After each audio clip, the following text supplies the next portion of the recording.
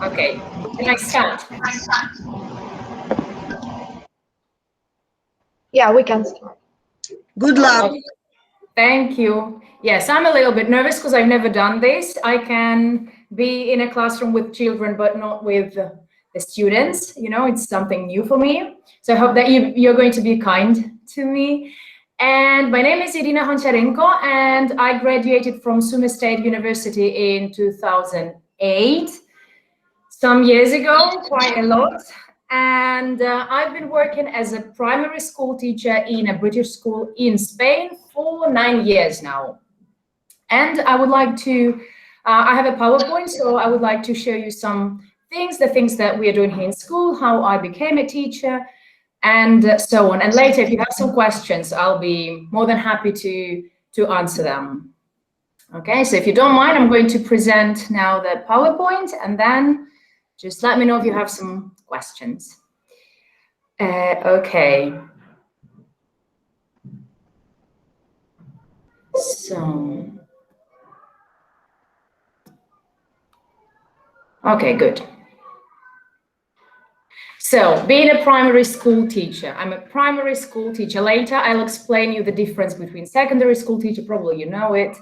And as I've told you, I live in this beautiful city. I live in Valencia, in Spain. I came here in 2008 when I graduated from the university. And I love this city. I feel here at home. So I wanted you to know that there are 2 official languages here in the place that I live, in the autonomous community of Valencia. We have Valencian language and the Castilian. Nobody calls it Spanish here, it's Castilian. So if you want to come here, you want to work here, you need to learn both. You need to learn Spanish, that they call here Castilian, and you have to learn Valencian. They are quite different, probably like Ukrainian and Russian. So I came here in 2008, and you can see that I've written here the different courses that helped me to learn Spanish and to learn what I could do here. So I was freshly graduated from the university, had my degree, and to tell you the truth, I had no idea what I wanted to do in this life. So the first thing after graduating, what you can do to try where you want to work, if you still don't know, you could work, for example, as the hotel receptionist, because they look for people that speak different languages as you do speak different languages. And at the same time, this will help you to get some experience, to see if you want to work in that area, and to know new people and to learn the new languages as well. So I did that course, and I realized that I didn't want to be the hotel receptionist. Then there was another course. It was also for people with a degree. Actually, my SumDU State University degree would allow me to do that. That was the foreign trade course. It was the course sponsored by the Spanish government. It was for 5 months, and then we had some practice, because as you probably know that Spain exports some products. It's furniture, also ceramics, some medicines, and we do work with the Russian-speaking countries, so your languages can be useful there as well. So I worked there for, actually I did the course and worked there for a couple of months, and I realized that I didn't like it that much, and I had my baby, so I could not continue working. Later, I also worked as the tourist guide. So another thing that you could do with your degree, you could work as a tourist guide. It was quite fun because you also learn you meet so many people, and this also gives you some opportunities. I worked as an online translator. And of course, you always have the private lessons and working in different academies. But still, it was always part-time jobs. It was not something that I liked quite a lot, and I still didn't know what to do. Unfortunately, at that time, I didn't realize that I could continue my university studies, that actually I just had to translate my diploma and get a master's degree here in Spain, but at that time it was a bit harder. So I was offered a teaching assistant job in year 1, nursery and reception in the British school. I had no idea what kind of profession that was, so I decided to start, because as a child I didn't want to be a teacher. So teaching assistant, it's better if you have a university degree for this job, but it's not obligatory.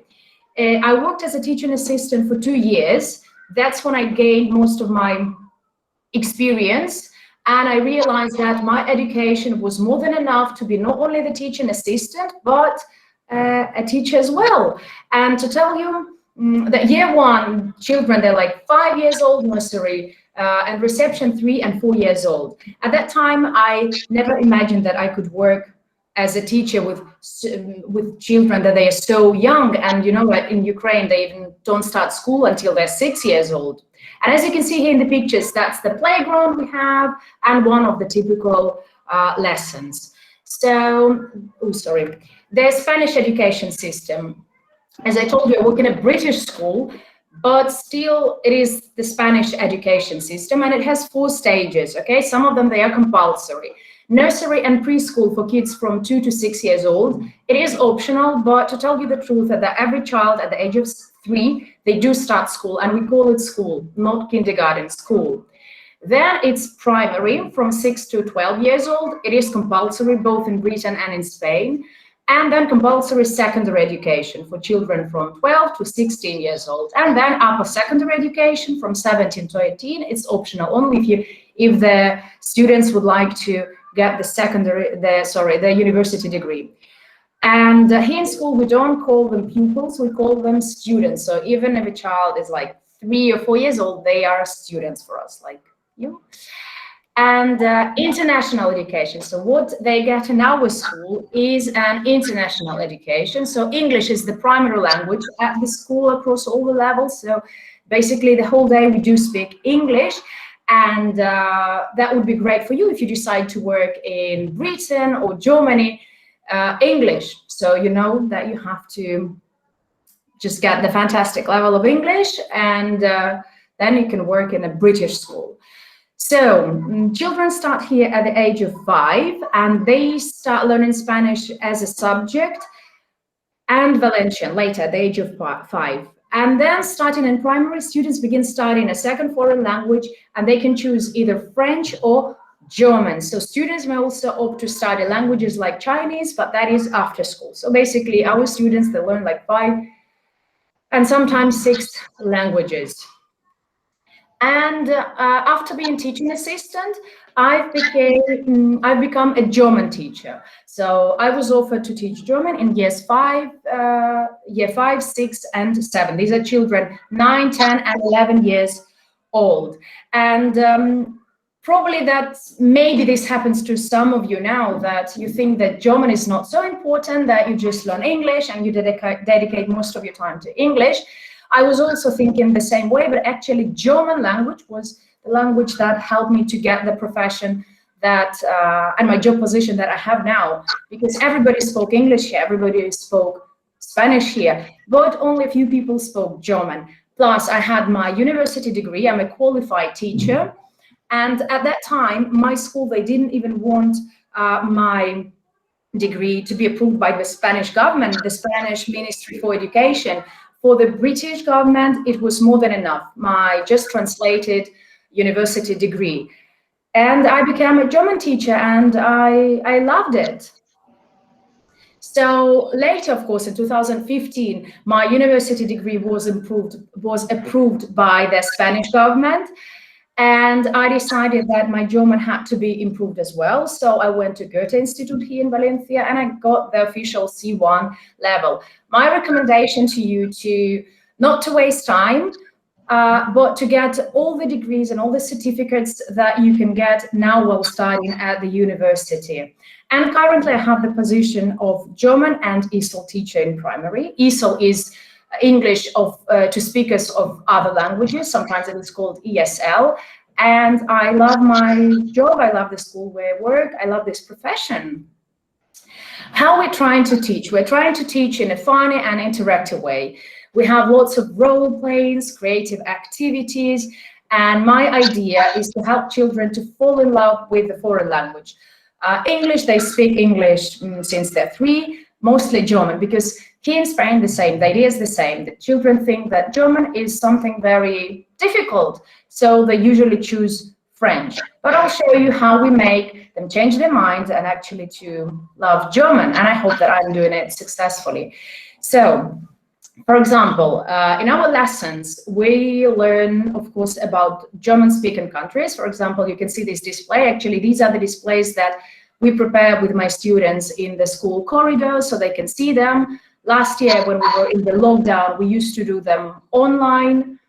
So as you can see here, we learn about Germany, we learn about Switzerland, Austria. The children have to do the research in their own language. For me, it's very important that they find information not in German, because you know that it can be too hard for them. The idea of this project is to show the students that they've learned some German and they can actually speak. And they search for the information in their native language. It can be Spanish, it can be English, Chinese, Russian, any language. And then using the vocabulary and the structures that we've learned, they apply this knowledge. And then they do some speaking like I do now. So this helps them to gain some confidence. And they realize that German is not hard and it can be fun. Then is another example with what we do in year 5. We learned here das Thema Kleidung, and it was actually done during the lockdown. So children had to do some collages. They had to cut from different magazines and papers the different item of clothes. They had to write them. Usually we learn them with definite articles. And there's something new from last year with the lockdown. We started filming TikToks as well. So it's very important to be with the children at the same sort of level. So I was filming some TikToks, they were filming some TikToks, and we all had fun and we learned some extra German. Also pets, the same. You can see that children, they find some photos, maybe of their own pets or the animals that they would like to have, and using the vocabulary that we've learned, they write little text, and then it's the speaking activity as well. So they actually speak in front of the class. As I told you, I teach not only German, but ESOL, English as a second language, and I teach it throughout the whole primary. That means that I teach starting at the age of 3 till 12 years old. And for example, you can see this was also done during the lockdown last year, that we started filming lots of things. So the idea is that children not only see us during the lesson, but they can watch the videos at home, and then they had to, this is the fish that wanted to be beautiful, so they had to color, and they had to create the most beautiful fish ever. And of course, as a teacher, I had to prepare all this. I had, you know, lots of arts and crafts is involved, so you have to be creative, you have to be patient. And yes, you have to color lots of things, cut lots of things, and then you need help to film all these things. But I'm telling you that the children, they do appreciate it. Then you can also see some screenshots of the videos that we're filming last year, different tales, fairy tales, using anything we could use, using our pets. In this photo, you can see my canary bird. He had also been part of the Easter video, because I'm telling you from experience that children appreciate a lot if you're, if they can see you not only in the classroom, but they can see you in the videos later. And this is one thing. This is us filming like a story. So we have to be actors as well, not only teachers, actors, pop stars, any stars. And then the children, they really, really love it. And then they wait for the next video as if it was, you know, a famous TV series, which helps them a lot to learn a new language. You can apply this for Spanish as a foreign language, German as a foreign language, English as a foreign language. Doesn't matter the language. These are the ideas, and they love it.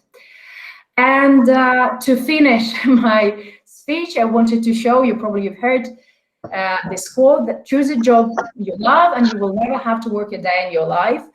That this what happened to me. Let me just close this so you can see me. And that what happened to me. I never say that I work. I say that I still go to school. I still have holidays. Because yes, as a teacher, you do get lots of holidays. People get quite envy and jealous because they don't realize the hard job that is behind it. But we also enjoy the holidays. And yes, so I would like you to consider this as an option, that you can always be translators, you can always be interpreters, you want to do something else, but maybe some of you would like to be a teacher, a primary school teacher. I never considered it as an option, but I fell in love with this profession. I just love being with the younger children, and I feel here at home. This is, I don't want to change the profession. I hope that I can stay here as long as possible. And the time just flew so fast that it's been 9 years. That's it. I don't know if this is what you wanted to hear or not. That was my experience. If you have some questions, I'll be more than happy to answer them. Okay, thank you very much. Please, you can type your questions in chat or just ask.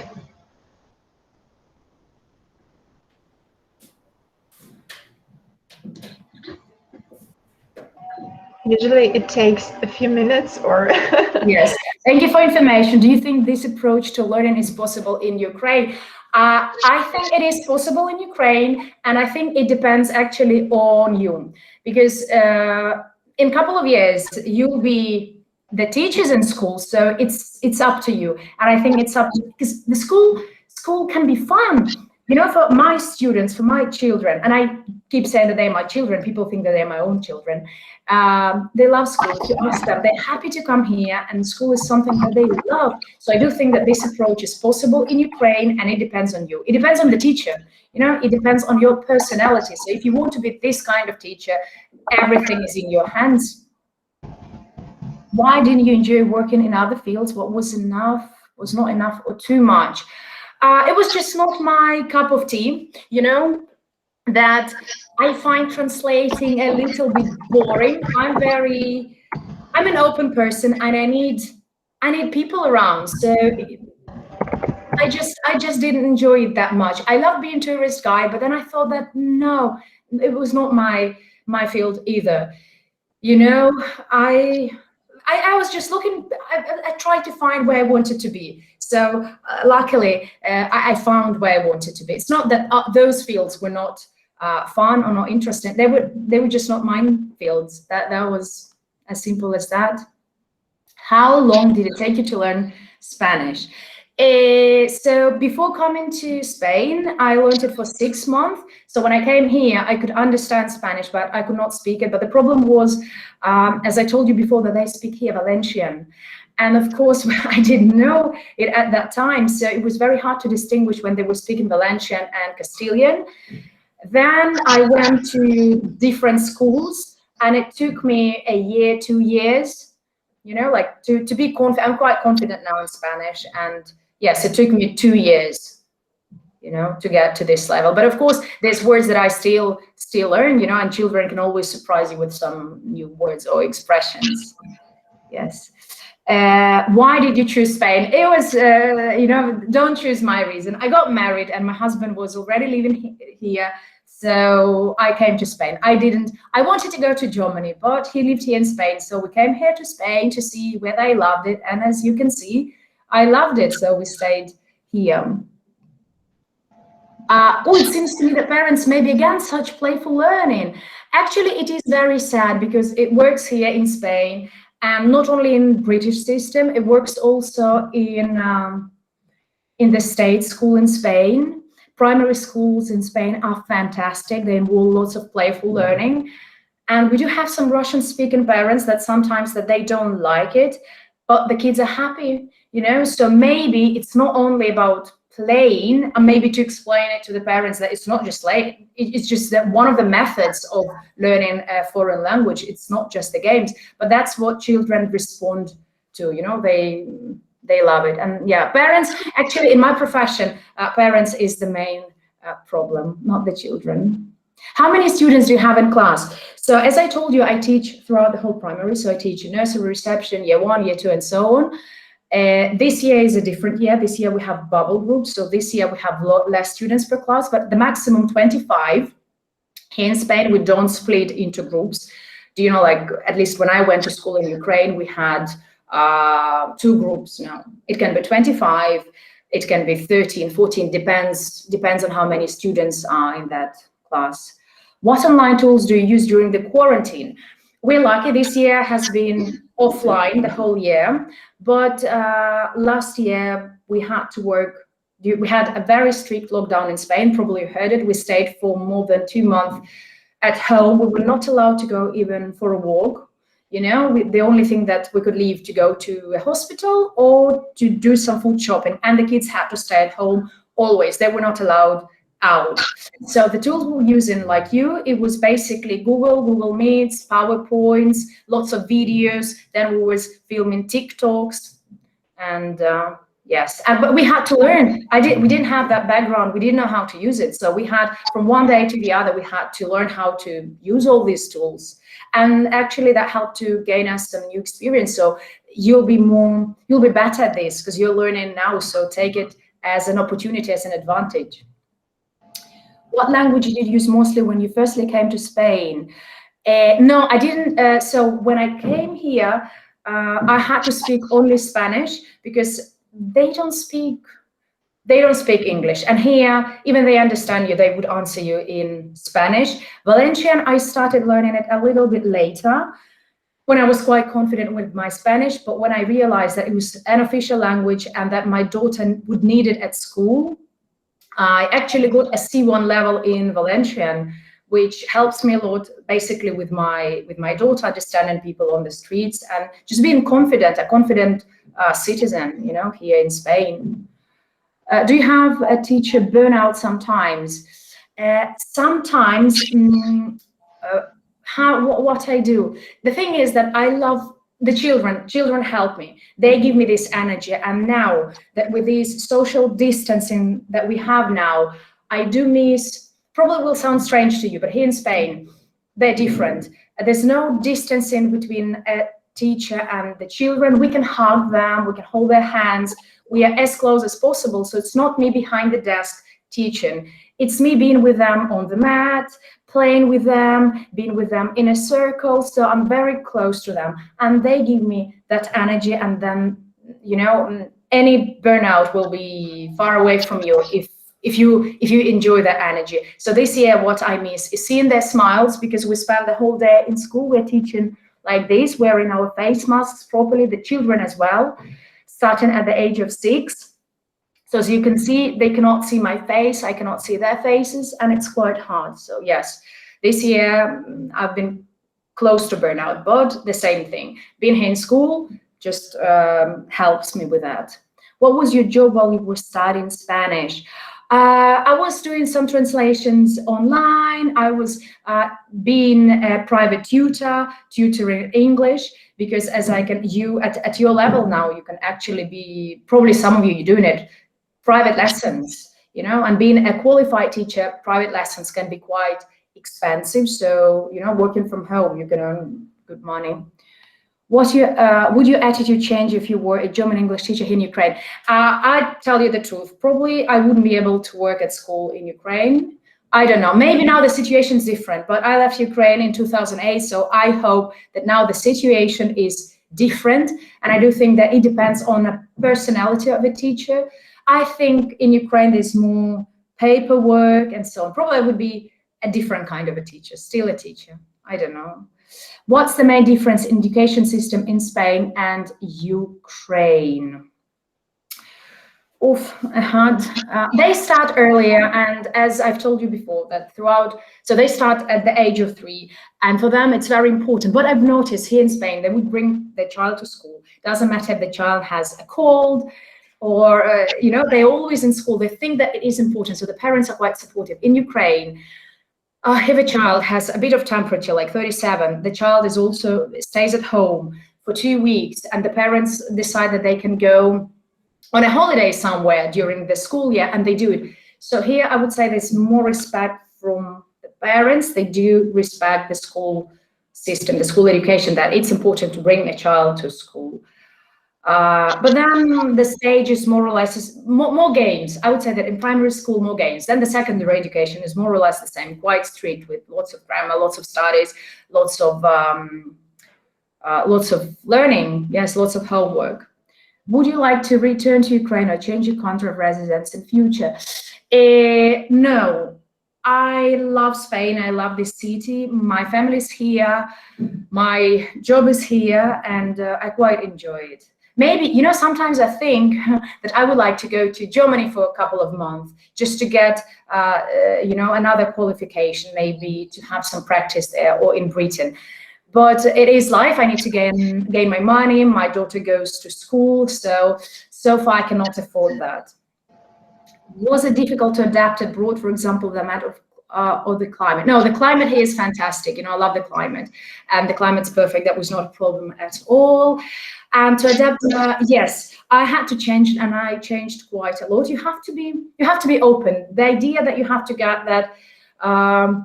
You go to a different place, so you just have to adjust, you have to adapt, you have to speak their language, it's very important. You have to understand them, you just don't bring your traditions. Then I do keep some of my traditions at home, but I love their traditions as well. You just have to be open, you know, I'm open for anything new, and I love these people, I love this country. Where do you find significant other through Discord or something else? I don't understand this one. Where do you find significant other? Through Discord or something else. We have missed one question before from Alexandra Koksenko. How much it costs to go to live in Spain? How much does it cost to live in Spain?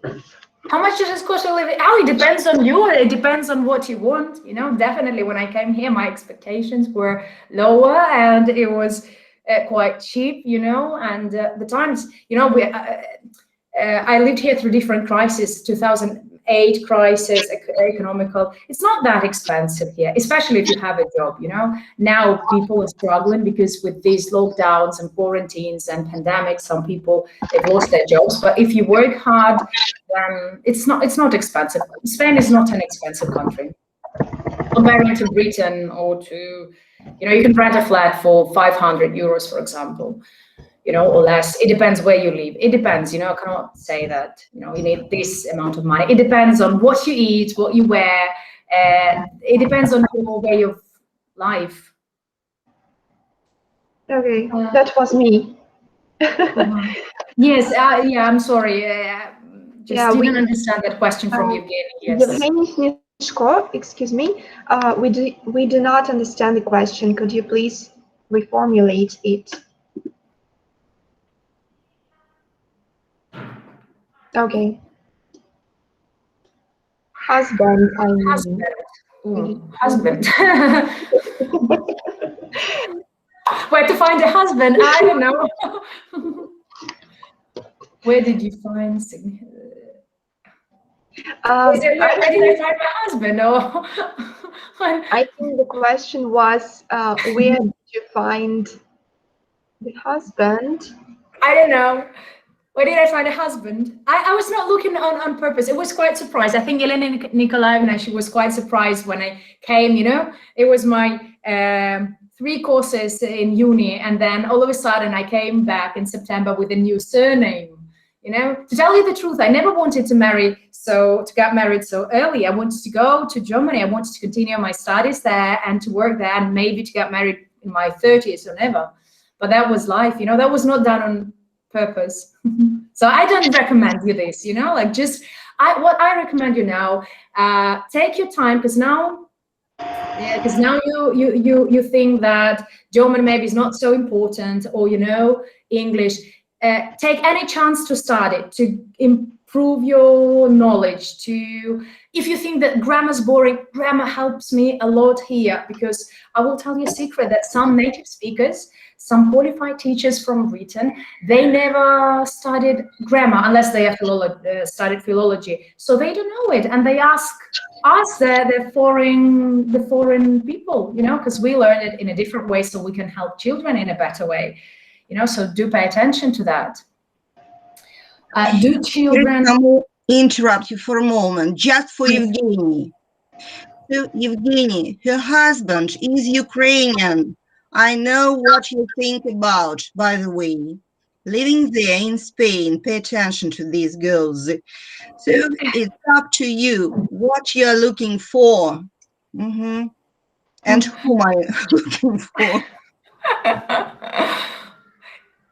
Yes, I think that it's very important not to look for a husband. I mean, husbands are important as well, family is important, but your studies at this level is more important because, you know, it's fantastic to be an independent person. Then you can choose any husband. He can be Ukrainian, he can be Spanish, British, whatever. Your studies is important, you know, because this will help you to be independent, to gain your own money and to do whatever you want in your life, you know, to choose your profession. Do children behave better in Spain or Ukraine? No, they definitely behave better in Ukraine. Here, if you enter the school, the level of noise, this is another quality. If you cannot tolerate noise, you cannot be in a Spanish school. Here, children, they're allowed to misbehave, you know, but misbehave in a nice way. They don't have to sit like this. When I tell my students or my colleagues that in Ukraine, children, or they used to be like that in school when I went to school, that they sit like that, and if they need to answer, they had to put their hand up like that. No, it doesn't work like that. Here we're more friends. I'm famous here in my school as a strict teacher, you know. I have this fame of a Ukrainian, East European strict person, maybe a bit cold. So they do behave better with me, but generally, no, they are allowed to be children, you know, they are children. So this is the way they behave at this age, at least in primary school. How much do teachers earn, if not a secret? I won't tell you how much I earn, you know, obviously more than enough. Probably you can Google it. The thing is that in private schools, we earn less. It's a pity, even though the parents pay a lot of money, you know, it's very expensive to have a child in this school. State schools, I recommend you state schools. In Ukraine, it does not work like that, but in Europe, it does. So in a state school, they earn almost 3,000 euros a month. We don't earn this money here in a private school, but to get that money, they do have more exams and everything's in a different way. But you can get that. Maybe when I'm older, I will get that and I will gain that amount of money. We'll see. What did you like in your previous jobs? Maybe some details that you missed a bit to know. What did I like? As you can see, I'm quite open and I enjoy being with people. So at my previous jobs, I loved being with people, you know, tourist guide. It was fantastic because we would just interact and they were learning about me. But the thing is that they always wanted to know about my personal life, why I'm like the question that you asked me. What I'm doing in Spain, my education, and so on. So that interaction was fantastic. And also learning, you know, because I was learning Spanish, I was improving my English, and so on. Do you have any strict rules for teachers or students? Yes, we do have some rules. Yes, we have to look decent. The thing is that I'm being like that for you, you know, like I don't have to be like that here in school. It's more casual. Here, but yes, but the rules are they're not that strict. They're just normal rules that you have to be on time, that you have to be polite, you have, I don't know, just probably the same things as you do as students in university. You wasn't in Ukraine new school. Do you mean there is a new school in Ukraine, like Ukrainian new school? I finished school in 2003. And then while studying in university, in SumDU State University, I had my practice in Ukrainian school. So probably that is not the modern Ukrainian school. I don't know, no. Because I left Ukraine in 2008 and I never worked in Ukraine. So I don't know. What surprised you when you started working as a teacher? What surprised me, what I mentioned before, being so close to the students, you know, it took me 3 years, I'd say, to learn that it was normal to be so close to students, you know, that I could hug them when they needed, that I could hold their hand, that I could sit with them on the floor, that I could play, I could role play with them, that I could behave the same way as they do. That's what surprised me mostly, and I realized that that was the best approach that they were learning from me. Not to stand, you know, like to be a teacher, to be tall, because when they're 3 years old, they're not that tall. They hardly get to your tummy. So when I speak to them, I always look into their eyes. I get to their level, and I look at for me. They are adults, you know. I treat them as just an adult. Where did you make a translation for your document? For my degree? Yes, it's not, it depends on the country. So you always have, of course you can do it in SUME, but I don't recommend, don't start with that, because I made this mistake, so I paid twice. It depends, you cannot just translate it and get it. It depends where you want to go. So if you want to stay in Ukraine, obviously you don't have to translate it. Then if you want to go to Germany, you have to be careful, read it in the German, in their websites, you know, in their Ministry for Education, if it's Britain, so in the British one, if it's Spain, in the Spanish one, because it has to be something that we call here traductor jurado. Let me see, these are the special people here in Spain. You cannot find that kind of translation in Ukraine. So, and that costs quite a lot. So double check before you translate it, you know, before you do it. Because it has, in Spain, it has to, for British system, it didn't have to be approved by the government. Just any translation would do, I suppose. But for Spain, it had to be approved by the Ministry for Education. What is your teaching philosophy? That's what you had, to be as close as possible to children, not mean physically, but to be at their level, to be kind, to remember that once I was a teacher, I don't want them to be afraid of me. I want to be their friend. And they do tell me lots of secrets. They want to tell you lots of things, and you have to be able to listen, you know, to them, to listen and to pay attention to what they say. Just be as close to them as possible. Be kind.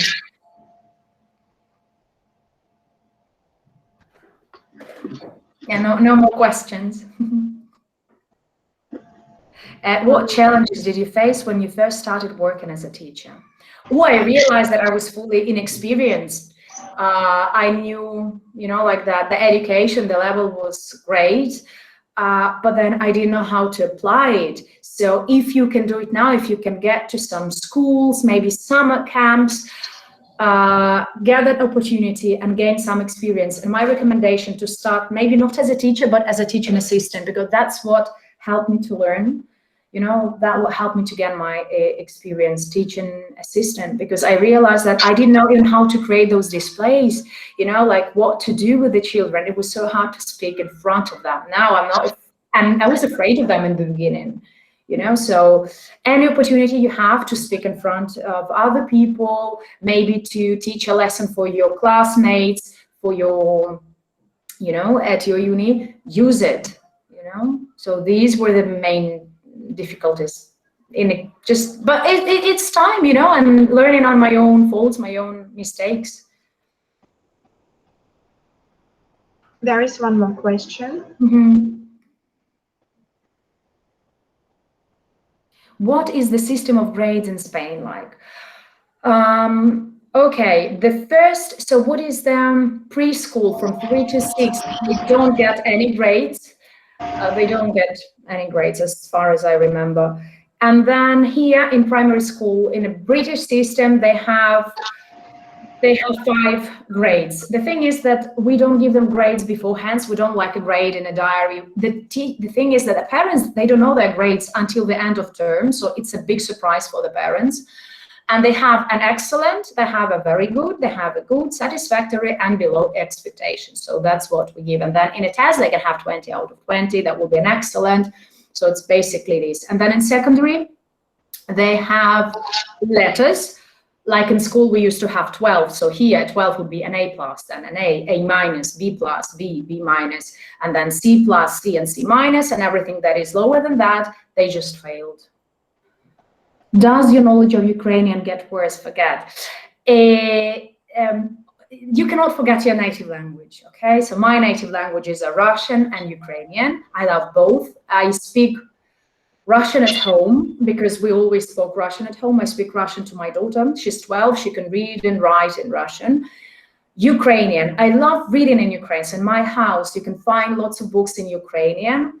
The thing is that I don't have a chance to speak Ukrainian, you know, so of course, probably my English is a bit better now when I speak, but it's just easier for me. I can understand it perfectly well. I can read perfectly well. I enjoy reading in Ukrainian. And if I meet a person who speaks Ukrainian, that person would speak to me in Ukrainian, and I would speak to this person in Russian, and we are fine with that, you know. But here, there's lots of people from, not only from Ukraine, from Russia, from Kazakhstan, from Belarus, so we all speak Russian, yes. But I do always mention that I'm Ukrainian. Now all my colleagues and friends know that I'm Ukrainian. All my students know that Ukraine and Russia, two different countries. And yes, they're two different languages. I keep reminding them that. And to tell you the truth, that here, they do call it the Ukraine, which I keep correcting them, that it's Ukraine. And Netflix doesn't help with that because they keep saying they're the Ukraine, which is wrong, as you know. What if child fails? What should they do? Oh, no. The thing is, I mean, Spain is a loyal country, you know, it's fantastic. So in primary, if the child fails, it's okay, you can fail. Even in secondary, you can fail. The most important thing, not to fail in year 11, when you finish the compulsory secondary education, and not to fail, obviously, before you start your university degrees, okay? But if a child fails, I mean, it's okay, they just go to another level. They don't have to do anything else. No, they don't. They will just get extra help and extra support. It depends on the school as well, you know, but most of the schools, they try to be nice and kind to children. Yes. Okay, we are waiting for more questions. And we have 62 people, wow. It reminds me of my times last year in the lockdown, that I would have 62 11-year-olds, and you're very polite, you're very nice with your cameras off, but you can imagine the children that they would have their cameras on, then they would write some not nice things on the chat. And the Google Meet last year, they didn't have all these options now, I know that Katya can turn off and you cannot write, you're not allowed to write in the chat. Last year we didn't have it. I can see that Google improved a lot. Like I'm glad that Google, they kept working, and they would write all these things like, oh, hello, can you show me your canary bird? Can you show me your husband? Can you show me your daughter? they do. And if you want to be a teacher, by the way, another thing, be ready that you will be asked like tons of personal questions, that they want to see your nails. They want to know how old you are. They would ask you that every single day. Some of them that will tell you that you're 60, because they don't see the difference if you're 60 or 19. Then they will be surprised if you have a family, if you have a husband, if you have children. You know, they want to know everything about you, and they would notice about you every single thing. But then at the same time, I feel when I walk through these corridors, I feel as a, you know, like a pop star, because they are like my little fans. They would say, hi, Miss Irina, hello. You know, so it's the best part of it. That's interesting. Okay, I think that's it. Thank you very much. I have something just to ask you. Irочка, will you summarize the information concerning the system of education in Spain? So like let's back to some serious maybe points of our discussion. Well, just summarizing the levels of the main points within university level, just for all the students, if they have such a desire, maybe afterwards to go not maybe to Germany but to Spain, why not? And becoming teachers as you did it. So lucky one, as I see, baking to your philosophy. I must say, so she's very kind, I mean, this Miss Irina, and very smiley always and open. Thank you for this. Yes, so here, the education in Spain, they start at the age of 3. So this is the preschool education. This is not obligatory. Then there's compulsory education starting from 6 to 12, primary education that you can fail subjects and still go on. And then for Spanish people, it's quite normal, you know, it's not a tragedy for them, like for us, you know, so it was something new for me. Then it is secondary compulsory education from 12 to 16. At the age of 16, they can leave school and gain other professions. And if they want to enter any university here in Spain or abroad, they have to do 2 more years. Okay, and yes, then if they want, they go to a university. Not all of them, they do that. It's not so popular as in Ukraine, but I do recommend you to get your degree because it opens so many doors for you, you know. I'm very happy that, because from my experience, I can tell you that when I got married and wanted to move to Spain, some people were telling me to leave my education, you know, just leave my degree behind me, not to finish the university. I'm so happy that I actually graduated, and only because I have my Ukrainian degree, I'm where I'm now, you know. I'm happy now. I'm a happy person with the profession that, you know, I just love. So I do recommend you to get your degree and then to see where you want to be. Don't leave it. Don't give up. Don't give up on it. Are stereotypes about Spanish people true? Loud, friendly, and so on. I mean, they are loud, yes, and they're very friendly. They don't have a nap during the day, okay? Siestas, no. I mean, no, that's ridiculous. They don't put their pajamas on and have a nap during the day. But they're really nice, you know, they're really good friends. But, you know, it depends on the person that you meet. But yes, the stereotypes that you say, loud and friendly, yes, they are. They are. And I've become, as you can see, you know, like my hands are everywhere. So yes, I've become in Spanish little by little. Tell us more about the siestas. What do they do during the siestas? No, siestas. I think it used to be, because everything's changing now, and Europe becomes more unique, not unique, but like every single country becomes more and more similar, no? Spain was different, and they used to have 2 hours. For example, at 2 p.m. all the shops are closed. You know, even if some of the restaurants are closed for lunch, no, ridiculous that you would like to have a lunch, but it's closed for lunch. So of course they have 2 hours of for lunch, because it used to be like that, because it used to be very hot at those times. And then some people would go home, put their pajamas on and have a nap, you know, a siesta. But now it's more like a stereotype. Nobody does that. And here in school, sometimes I have only half an hour for my lunch. So obviously I don't have time to go home and have a nap. Nobody does, you know. So it's more like a joke, not the real one.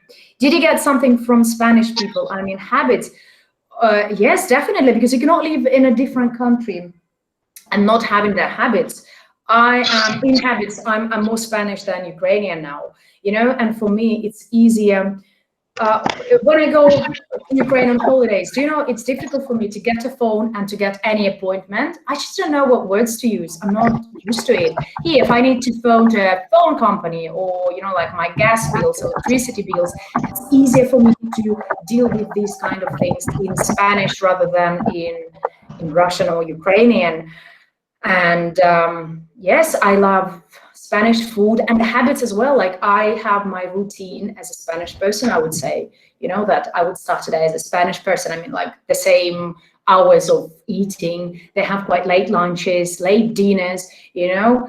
Yesterday, when I met Yelena Nikolaevna and Katya, you know, like I didn't have, it was 8:30 in Ukraine. I just got home. I didn't have time to have dinner yet. So we had dinner at 9, which is normal for Spain. Sometimes it's at 10. And yes, the kids go to bed later. Everything's, and they're chill, they're relaxed. I'm not that relaxed yet, no. What Ukrainian traditions do you still have in Spain? For example, on Sunday, we had borscht. And I do cook it. My daughter loves it. You know, if it can be a tradition. Then I do cook some Ukrainian food. I love it. Then we would celebrate New Year, as in Ukraine. Yes. Sometimes when my daughter was younger, you know, like I tried to keep these traditions. Oh, and then Svetoy Nikolai, the Saint Nicholas, always comes to my daughter. She's the lucky one. He comes on the 19th of December. So not only the Spanish Papa Noel and the Three Kings come to see her, but the Saint Nicholas as well.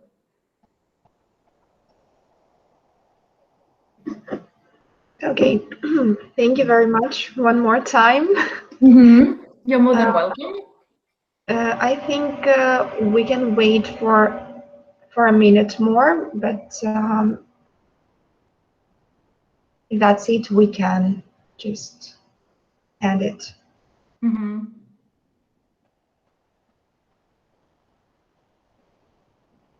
Where are you now? You mean like the place, the office? Yes. Yeah. Yes, I was, like to organize, to have this meet, like some of my headmasters are involved, and I appreciate that some of them, they're my friends and were very kind. They actually gave me their office, because I planned to do this from a classroom, which would be impossible because you would hear the noise and we would have some internet connection problems. So they just gave me, like my internet now is actually the cable. So I disconnected the whole system here to connect my laptop, and I'm in the office. You can see the boxes here because we had a flood a couple of months ago, and then the insurance had to buy some new things. So in these boxes, there's, I don't know, new printers, new something. Okay. Yes. Do other children from your daughter's class get jealous because the Sunday class comment to her only? Probably yes. And I keep saying this to my students because we learn this tradition in German as well, yes? And they always get jealous, like, oh, these German children, they're so lucky. But here in Spain, they do get more presents because what they have the three kings, Valkyrie, which who bring presents to children. So yes, they get quite a lot of presents. And they get jealous. Yeah. Children in Spain are spoiled, and their parents and their relatives, they spoil them, and teachers will spoil them in any way we can. Do you know how I spoil my students? I always order with my own money some stickers in German, and I'm famous here for my stickers. Like my French colleague, he always teases me like, you and your stickers.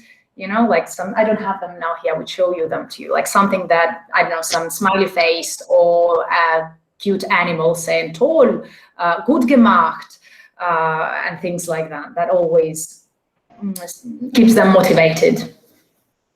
And me as well, like I just love, and I do spend time and money on the things that I like. Okay, yeah, thank you very much one more time with that one. You're welcome. I don't know if this is what you wanted or not, just my experience. I tried to be as open as I could. And yes. Okay, that was a wonderful presentation. Thank you very much. We just say thank you and bye to you. And yes. Best regards to your family and your daughter we have in chat. Thank you so much. Thank you. Mm-hmm. Yes, thank you. Thank you for being here. Thank you for being so nice to me, because I'm telling you, I was so nervous this morning. And when on my way here, there was lots of traffic. So I didn't know if I could make it, but I made it, like everything went smooth and nice. And now my year 5 students are waiting for me. We're learning a new topic in German, days of the week, die Wochentage. So hopefully they will behave nicely and they will like it. So thank you very much, and see you later, maybe next year. Yeah. Okay. Yes. Students, the first year students next year. Well, and we're waiting for you here in SumDU. So hopefully I will be able to end live. Yes. Well, so bye. It's always a pleasure to see you, and yes. Bye. Okay, bye. Thank you. Bye. So students, please, teachers waiting for you according to our schedule. Bye.